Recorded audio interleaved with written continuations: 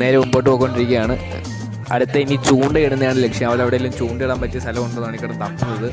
Guys അതിന് മുമ്പ് തന്നെ നല്ലൊരു മഴക്കോളൊക്കെ വരുന്നുണ്ട്. അത്യാവശ്യം ഒരു കാട്ടിൽ തന്നെയാണ്. കുറച്ച് നടന്നാലേ ഒരു വീടൊക്കെ ഉള്ളിടത്ത് എത്തത്തുള്ളൂ.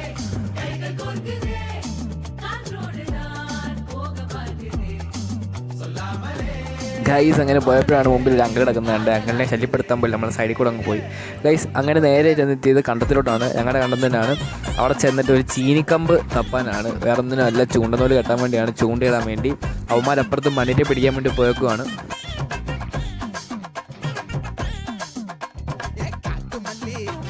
ഗൈസ് കമ്പ് വെട്ടാൻ പോയിട്ട് വന്ന് ഞാൻ കാണുന്ന കാഴ്ച ഇതാണ്. മറ്റേ എലി മാന്തുന്ന കൂട്ട് മൊത്തം ചുറ്റിലും കുത്തിയിരുന്ന് മാന്തുന്നുണ്ട് രണ്ടുപേരുടെ.